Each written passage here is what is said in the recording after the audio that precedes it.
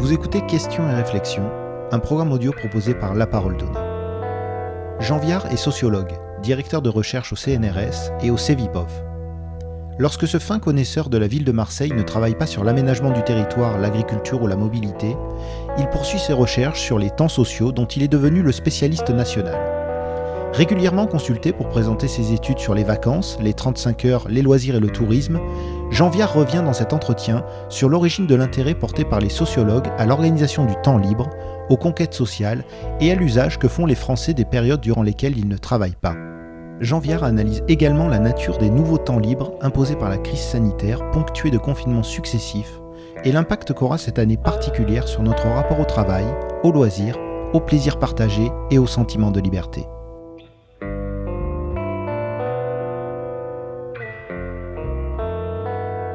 On a vu pendant cette pandémie que le temps libre, c'est le temps social du lien. C'est-à-dire que c'est là où on se rencontre, c'est là qu'on se voit, que ce soit de se promener dans la ville, d'aller en vacances, d'aller au spectacle, d'aller au restaurant.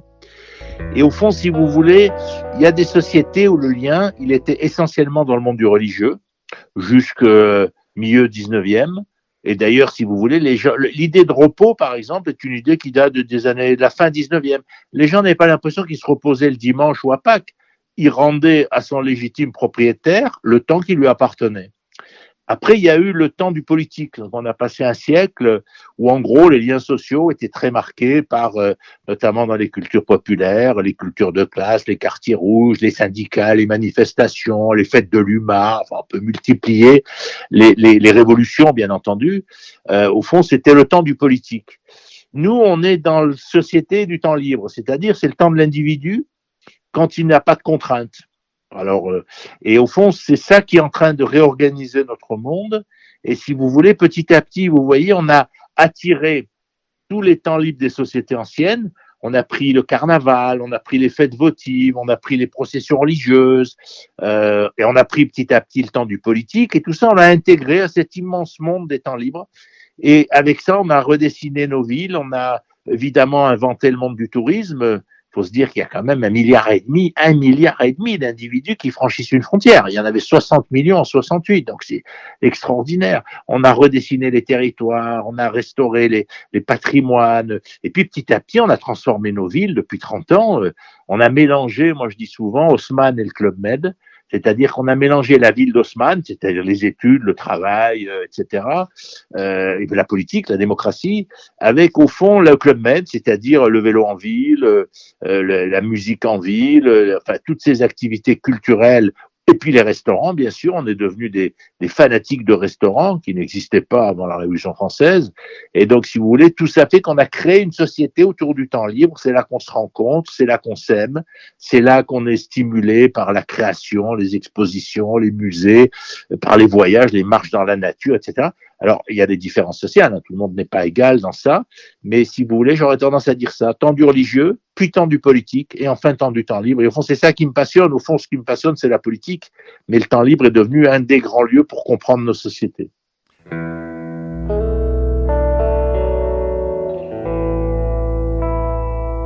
Oui, c'est une conquête sociale qui est liée en réalité à l'augmentation du temps libre. Elle est liée d'abord à l'augmentation de l'espérance de vie, puisqu'on a gagné 20 ans d'espérance de vie depuis la dernière guerre. Il est clair que c'est le premier temps libre, c'est la retraite.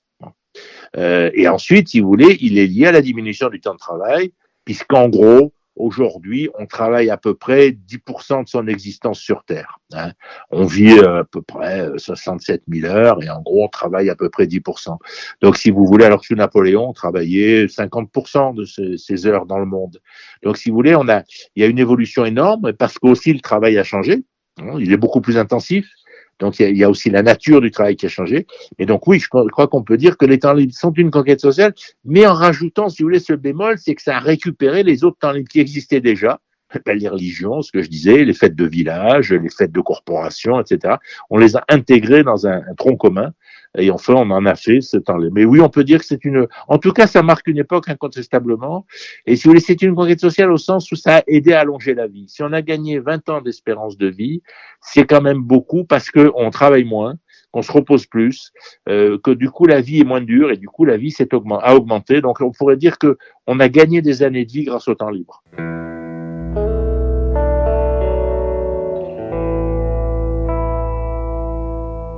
Alors, c'est compliqué parce que c'est quand même qu'à moitié vrai.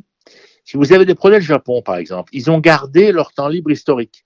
Vous avez toujours les fêtes de la cerise, les fêtes des saisons.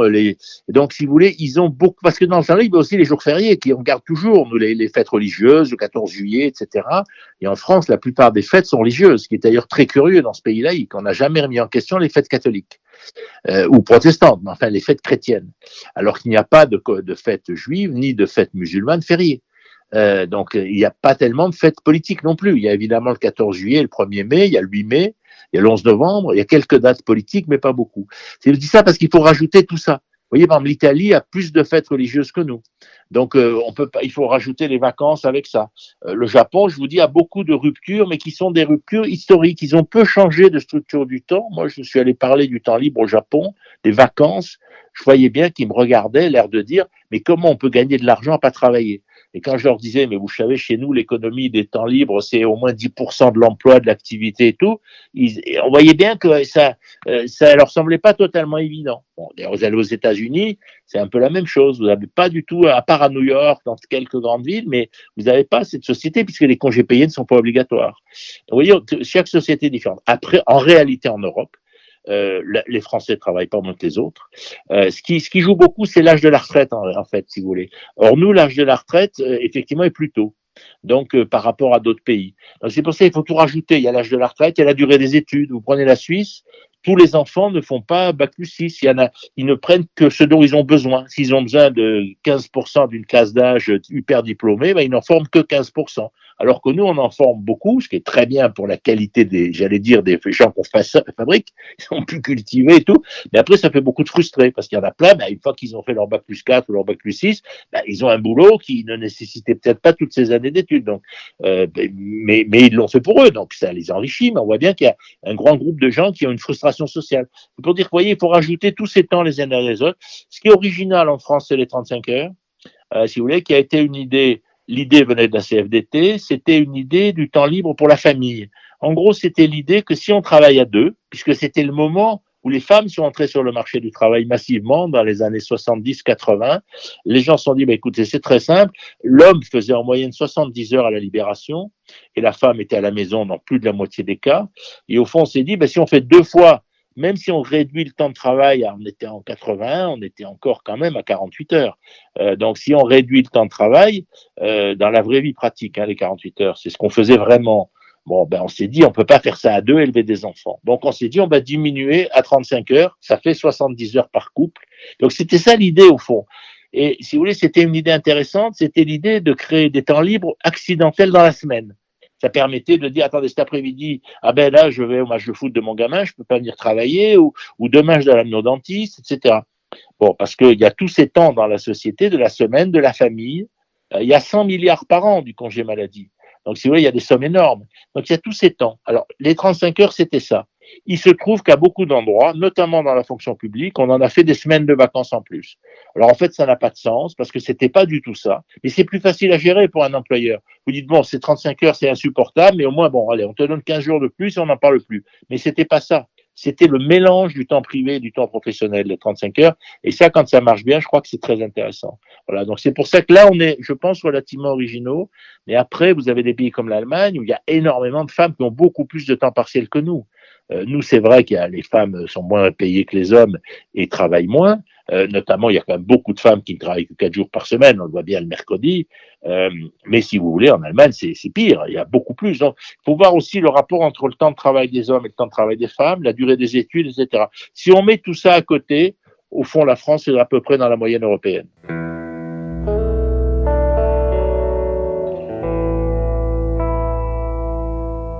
Mais le temps libre, si vous voulez, a une histoire, il change tout le temps. Il n'y a pas un temps libre. C'est pour ça que je vous disais, vous voyez, par exemple, il y a l'invention des vacances, c'est après la guerre de 14, mais avant, il y avait déjà des voyageurs qui ont commencé le voyage, vous savez, c'est à partir du XVIIe, XVIIIe siècle, dans les élites cultivées, y compris aristocratiques, on commençait à réfléchir, est-ce qu'on peut sortir des sociétés religieuses, est-ce qu'on peut sortir des monarchies, et les gens se sont dit, ben, le meilleur moyen de le savoir, c'est d'aller voir ce qu'on faisait avant. Donc, ils ont dit, bon, on va aller voir chez les Grecs, on va aller voir chez les Romains, on va aller voir chez les Égyptiens.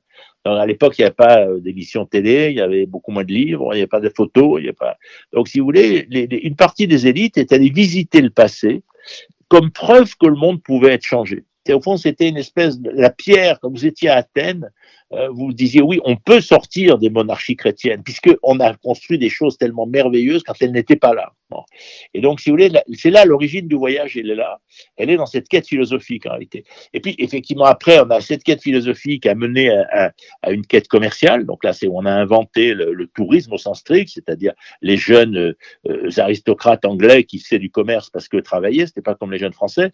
Et donc, ils voulaient visiter les ports où après iraient leurs bateaux. Donc, ils voulaient aller faire le tour, être allés effectivement dans les ports de Méditerranée, à Marseille, à Nice, parce qu'après, quand ils faisaient passer leur bateau, ils savaient où c'était, ils connaissaient des gens, ils avaient créé des liens, ils pouvaient faire confiance, il n'y avait pas la carte bleue, donc ils pouvaient faire confiance pour leurs affaires à des gens qu'ils avaient rencontrés, souvent par communauté, d'ailleurs, communauté culturelle, qui pouvait être la communauté juive, la communauté grecque, etc. Il y avait des communautés de confiance comme ça, autour de la Méditerranée en particulier. Vous voyez, il y a tout ça qui s'est mis en place, et puis petit à petit, à la fin du 19e, on a découvert les beautés de la nature, et on a découvert, c'est souvent des Anglais, la Côte d'Azur, c'est bien une invention anglaise, parce que d'un coup, ils ont été, quand vous venez d'Angleterre, vous arrivez, vous passez en bateau. En fait, ils passaient en bateau pour aller à Rome, si vous voulez, pour aller, ce que je disais, à Rome, à Athènes, et puis, donc, ils arrivaient à Marseille, ils descendaient, à l'époque, il n'y avait pas encore le train, on descendait par la vallée du Rhône, donc sur le fleuve, en bateau, on arrive à Marseille, et puis ils ont vu cette côte d'Azur, ces paysages magnifiques, et c'est comme ça qu'ils sont installés à Nice, notamment, et combien il y a la promenade célèbre, promenade des Anglais. Donc vous voyez, ça se construit. Puis après, on s'est rendu compte que la montagne, ça pouvait être extraordinaire. D'abord, à la fin du 19e, on a découvert les stations. Ces lieux, au fond, qui étaient des châteaux, où on se rencontrait dans les élites sociales, où il y avait Proust, où il y avait tous ces gens-là.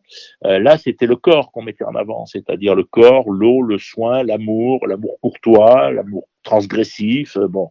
Et puis après, au début du 20e, on a découvert la montagne. Donc, on a découvert le ski, on a découvert l'alpinisme, bien sûr. C'est l'époque de Coubertin, l'invention du sport aussi, qui est quand même au départ une culture d'élite.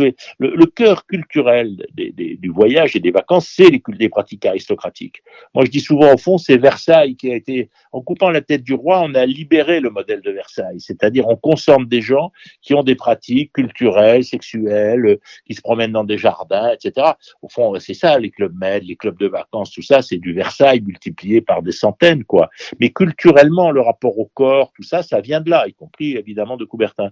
Donc, il y a toute cette histoire. Et puis, il y a un phénomène extraordinaire, c'est la guerre de 14-18, c'est-à-dire que d'un coup, tout le monde va être dans les tranchées, les riches, les pauvres, les aristocrates. Alors, il y en a peut-être qui seront plus devant, les autres plus derrière. Mais enfin, en gros, on a fusionné nos modes de vie.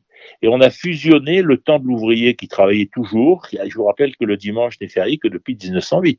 Depuis la Révolution française, le dimanche était travaillé. La Révolution française n'est pas une révolution simple, c'est une révolution de bourgeois qui veut augmenter le travail de l'ouvrier. Et donc, on se retrouve, après la guerre de 14-18, à avoir mélangé tous ces temps. Et au fond, c'est là où on invente l'alternance entre le travail et les vacances. Avant, il n'y a pas d'alternance. Il y a des élites sociales rentières qui ne travaillent jamais, surtout qu'elles n'ont plus de pouvoir politique depuis la Révolution française. Donc un aristocrate, il n'a pas été dépossédé de ses biens, il s'y rend, mais il ne sert à rien. Donc, si vous voulez, il est en permanence en train de voyager, et puis les autres sont en permanence en train de travailler. D'ailleurs, y compris une partie des bourgeoisies, et des industriels, tout ça, qui ne vont rentrer dans le temps libre que très tardivement. Et donc, on va mélanger tout ça dans l'entre-deux-guerres. Ça va commencer à être mis en musique par les pays autoritaires, totalitaires, la révolution russe, bien sûr, la révolution fasciste, la révolution nazie. Et si vous voulez ensuite, petit à petit, nous, dans les années 30, on va rentrer dans cette idée, mais en France, en Australie, en Belgique. Nous, on est très fiers en France d'avoir voté les congés payés en 36. C'est assez amusant parce qu'en fait, on les avait déjà votés en 1925. Mais comme ça n'avait pas tellement motivé les foules, personne s'était vraiment battu pour les appliquer. Donc, ça avait très vite été enterré. Mais il faut comprendre que dans les milieux populaires, même en 36, il n'y avait aucun imaginaire du temps libre. Le seul temps libre qu'on connaissait, c'était le chômage ou la maladie. Et donc, quand on a dit aux gens, vous avez 15 jours, faites ce que vous voulez, mais les gens ont eu peur. Ils ont eu peur. Et donc, il y a plein d'endroits où les évêques, les syndicats ouvriers se sont dit qu'est-ce qu'on peut faire. Ils se sont réunis et ils ont organisé des grandes marches. À Strasbourg, il y a une marche célèbre. Les gens sont montés jusqu'à la Schlourte, qui est le col là-bas dans les Vosges, dans une grande procession avec un emmenant toutes les familles, les animaux, tout ça. Donc, si vous voulez, il fallait inventer le temps libre. Le temps libre, c'est un cadre culturel qui n'existait pas dans les milieux populaires. Et donc, on l'a inventé, puis on l'a développé après-guerre.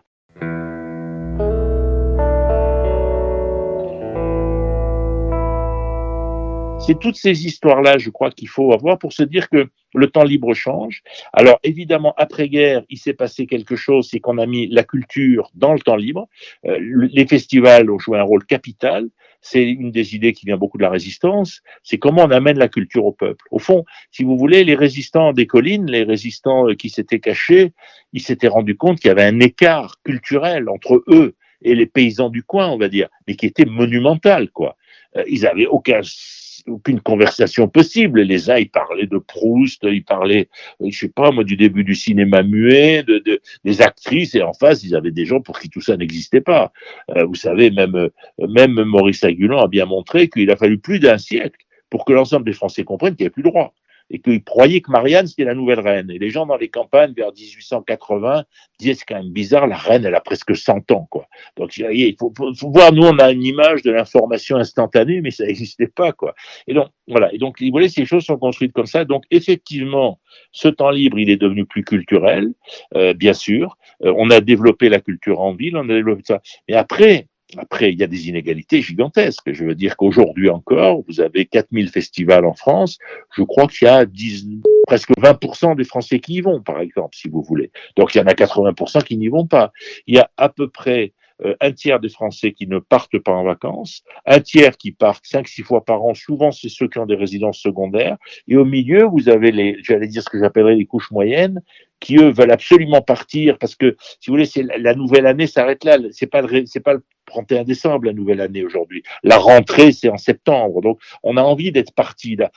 Bon, en plus, on fait beaucoup plus l'amour pendant les vacances, tout ça, c'est érotique les vacances, donc on a envie de ça, et quand on n'a pas beaucoup d'argent, ben on réduit la durée. Alors, les bonnes années, on prend 15 jours. Les mauvaises années, on prend une semaine. Des fois, on essaye de faire 10 jours. Et là, vous avez dans les milieux intermédiaires cette régulation par le temps. Avec, quand on a vraiment une bonne opportunité, on refait un petit week-end en amoureux à la Toussaint, un autre moment de l'année. Donc, vous voyez, vous avez ces différents modèles. Mais ça reste évidemment très inégalitaire, et y compris parce que les grandes batailles sociales ont lieu dans le monde du travail, ou avaient lieu, parce que ça s'est un peu perdu, mais pas dans le monde du temps libre. Or, il n'y a pas plus grande inégalité, parce qu'au fond, il y a très peu d'aide. Les colonies de vacances il en reste 1 million d'enfants qui vont aux colonies, mais on était à 3 ou 4 millions, alors qu'il y avait beaucoup moins de Français. Donc, si vous voulez, le tourisme social existe encore, mais il n'a plus l'importance qu'il avait. Donc, si vous voulez, au fond, le temps libre, c'est très peu aidé. Et donc, du coup, en fonction de ce que vous gagnez, en fonction de votre durée du travail, etc., il y a une profonde inégalité.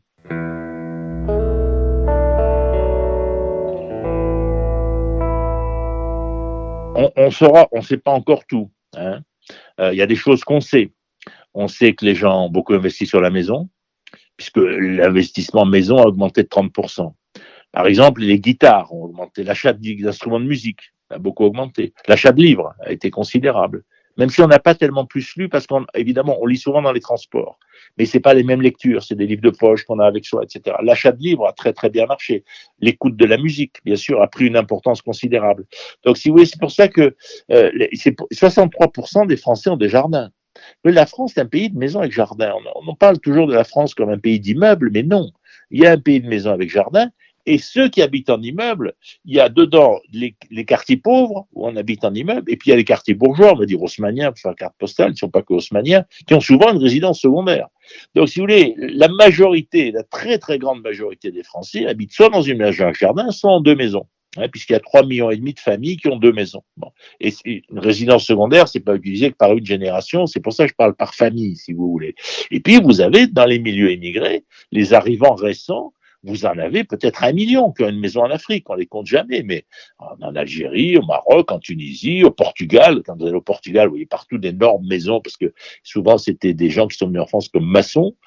Donc vous avez aussi ce lien-là qui d'ailleurs après va préparer la retraite, puisque les gens vont massivement passer leur retraite dans ces lieux, quand ils ont la chance d'en avoir, de résidence secondaire ou de maison à l'étranger, de familiale, où ils vont d'ailleurs passer leur retraite, là où ils sont allés au camping toute leur vie, ils vont aller à côté pour leur retraite, parce qu'ils connaissent le lieu, ils connaissent l'endroit, ils connaissent l'épicerie, ils ont un rapport intime avec ce territoire. J'allais dire le marchand de journaux leur dit bonjour Marcel, et voilà, ben, du coup ils habitent quelque part. Voilà. Donc si vous voulez, vous avez tout ça qui est en train de modifier notre territoire. Ça modifie nos villes à l'intérieur. Regardez Paris-Plage, 4 millions de personnes qui vont à Paris-Plage, mais c'est inimaginable. Qui aurait pensé qu'on pouvait mettre 4 millions de personnes sur un endroit qui n'est pas une plage, qui est au bord d'une rivière, qui n'est pas baignable, mais dans leur tête, ils sont à la plage. Et donc, on voit bien ce que c'est le rôle de l'imaginaire, y compris dans la transformation de la ville. Et on pourrait dire la ville vélo, etc. Donc, ça modifie profondément le territoire. Mais donc, il y a des inégalités. Alors, la sphère numérique est essentielle parce que, si vous voulez, les jeunes... Alors, moi, je suis d'une génération, je vais conseiller le président de VVF, c'était mon maire à l'époque. À l'époque, il n'y avait pas de télé le tourisme social, parce qu'on était contre. C'était l'idée que la télé, c'était abétissant. Donc, dans le groupe VVF, il n'y avait pas de télévision, parce qu'on voulait que les gens se parlent. Il y avait une idéologie de la rencontre, si vous voulez. Et les parents disaient, oui, bon, vous êtes bien mignons, mais nous, ça nous arrangerait un peu pour les enfants d'avoir un peu les bandes dessinées. Donc, petit à petit, on est, vous voyez, donc le numérique est rentré, mais c'était ça, je vous parle des années 80, il y a 30-40 ans. Vous voyez, c'est pas très, très ancien. Et puis, effectivement, aujourd'hui, le numérique tient une place essentielle. D'abord parce que les gens organisent leurs vacances avec le numérique. Et au fond, ça change énormément de choses. Regardez le recul des agences de voyage, etc. Mais aussi parce que les jeunes vivent dans le monde du numérique. C'est-à-dire que les nouvelles générations, ils sont en fait dans le numérique. Ils écoutent de la musique, ils regardent des spectacles. Vous voyez pas de jeunes à l'opéra, quasiment jamais, ou au théâtre. C'est pas leur monde. Leur monde, c'est les rêves partis, c'est ce monde entre jeunes. Et là, pendant la pandémie, pour ça qu'on parle beaucoup de générations sacrifiées. Je pense pas comme ça. Je pense pas ça du tout. Je pense qu'ils ont vécu dans le monde numérique massivement et qu'en plus, ils ont massivement aidé les anciens, massivement rendu service. Quelque part, je veux dire, ça leur a donné un sentiment de la responsabilité extraordinaire qu'on avait un peu perdu dans une société qui était que de consommation.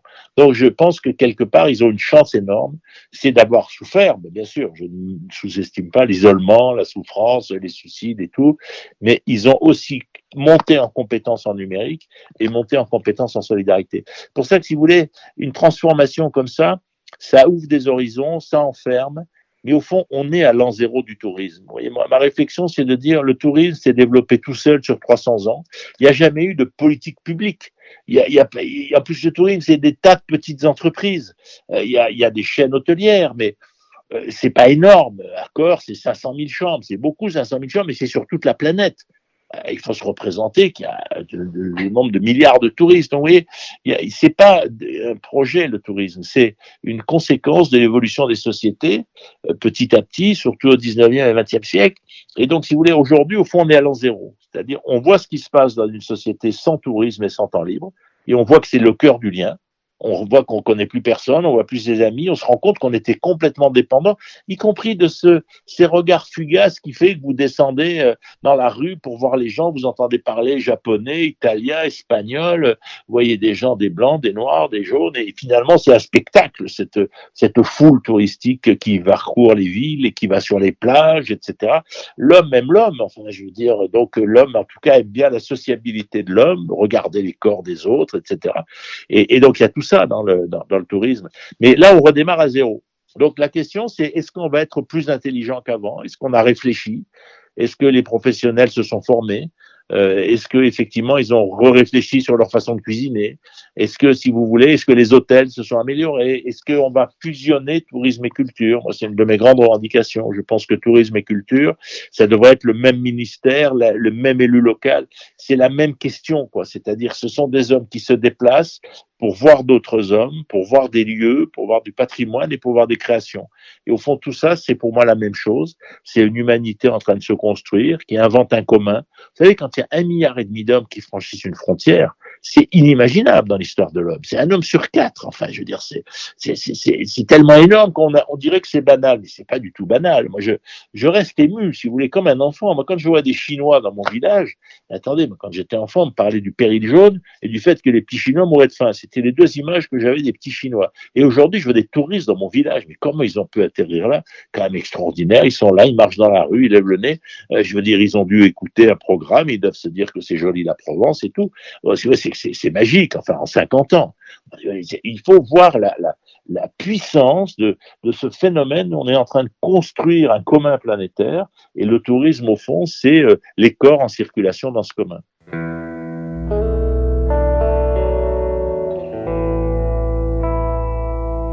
Vous savez, oui, on ne sait pas comment cette histoire va finir et comment ça va bouleverser encore plus les sociétés. Ça, c'est certain.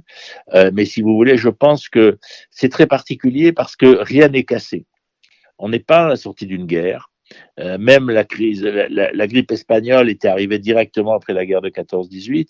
Donc, si vous voulez, on est à un moment où l'humanité, 5 milliards d'hommes, ont fait la même chose. Et en plus, la pandémie s'est répandue en 2-3 mois. Donc, on s'est rendu compte que sur toute la planète, en 2-3 mois, tous les corps se touchaient. Et si vous voulez, c'est inimaginable comme phénomène. Parce qu'avant, il y a déjà eu des pandémies, mais on ne le savait pas.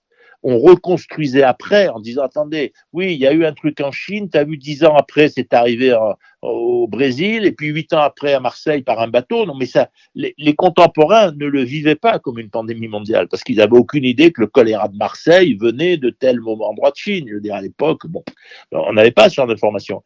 Et donc, si vous voulez, c'est la première fois qu'on a ce commun immédiat planétaire. Et si vous voulez, je pense que ça, c'est une force extraordinaire. Et en plus, on a investi dans la science comme on l'a jamais fait pour trouver des vaccins qu'on a trouvés en moins d'1 an. Mais je dirais, le plus intéressant, c'est peut-être ce qu'on n'a pas trouvé, c'est-à-dire ces dizaines de milliers de chercheurs qui ont travaillé comme des fous, qui n'ont pas trouvé la solution, mais ils en ont trouvé d'autres des solutions. C'est-à-dire que, si vous voulez, la science a fait un pas de géant technologique. On voit bien les ARN messagers, comme on dit maintenant, c'est tout sur ARN, on en parle comme si on savait très bien compris ce que c'était. C'est-à-dire, si vous voulez, mais ça va servir pour le sida, pour le typhus, pour le paludisme, peut-être même pour lutter contre le vieillissement, j'en sais rien. Si vous voulez. Jamais on avait mis autant de moyens dans la science. Et donc ça, si vous voulez, c'est évidemment quelque chose d'énorme dont les conséquences vont se voir dans les années qui viennent. C'est pas tout de suite. Pour ça, je dis, la premier effet de cette pandémie, c'est évidemment qu'on a sauvé des dizaines ou des centaines de millions d'hommes. Puisqu'en gros, si on n'avait rien fait, je sais pas, il y aurait peut-être eu 50 ou 100 millions de morts. C'est difficile à dire. Là, on est entre 3 et 5 millions. C'est déjà énorme et tragique, mais je ne tiens pas du tout à mésestimer. Mais on a sauvé beaucoup plus de gens qu'on en a perdu, si on peut dire. Les militaires diraient, les dégâts collatéraux sont pas énormes par rapport aux résultats. Donc, si vous voulez, il faut avoir cette idée de victoire. Il faut avoir cette idée, effectivement, de cette découverte des progrès de la science. Il faut avoir l'idée qu'heureusement qu'il y a Internet. Heureusement qu'on avait le lien virtuel. Et du coup, on est tous devenus familiers dans nos entreprises, dans nos amours, dans nos familles, pour nous renseigner. On a basculé dans la civilisation numérique, si vous voulez, alors que depuis la guerre, on était dans la civilisation du pétrole, la voiture, l'avion, le train. Là, en permanence, on va d'abord se dire, bon, on se fait un Zoom, on se fait un Skype, on se prend un rendez-vous. On va en discuter. Avant d'aller visiter un terrain, on va regarder sur Internet, commencer, ouais, ça a l'air sympa, on y va, oh non, écoute, non, c'est pas bien, non. Mais tout ça va profondément jouer sur la culture de l'homme. Mais moi, ce qui m'intéresse le plus, si vous voulez, c'est que, au fond, pour s'en sortir, on a coopéré massivement, les scientifiques du monde entier ont travaillé ensemble. On n'a pas arrêté d'observer ce que faisaient les autres. On discutait de la Corée du Sud, de l'Allemagne, de l'Italie. On n'a jamais eu un tel débat mondial sur qu'est-ce qu'il faut faire. Donc, si vous voulez, on a coopéré et on a restauré des frontières. Le masque, bien sûr, l'enfermement dans la maison, les 10 kilomètres, l'usage des frontières nationales ou continentales. Et au fond, on a cherché une nouvelle alliance entre coopération et frontières. Alors qu'avant, il y avait des nationalistes et des ultralibéraux où il fallait que ça soit tout ouvert. Vous voyez, on a changé nos fondamentaux. C'est-à-dire que, au fond, les nationalistes étaient montés parce que les ultralibéraux n'arrêtaient pas de dire, mais non, c'est bien mieux si c'est tout ouvert et si tout circule. Oui, c'est peut-être mieux, c'est-à-dire que la chaîne des valeurs était meilleure, c'est incontestable. Mais sauf que la chaîne des valeurs, ça entraîne l'écrasement du citoyen par le consommateur. Le seul créton, c'était le consommateur et le prix du produit. Et le fait que les masses de travailleurs des pays développés n'aient plus de travail, n'aient plus d'espérance, au fond, c'était considéré comme secondaire. On disait, ah, monsieur, on est bien embêté, non, on fera plus de voitures là, c'est désolé. Alors, oui, on les fait en Chine, ben, c'est vrai, elles coûtent moitié moins cher. Ah, ben, pour vous, c'est bien embêtant, mais on peut rien. Ben, on se demande pourquoi ils votaient massivement pour des partis populistes.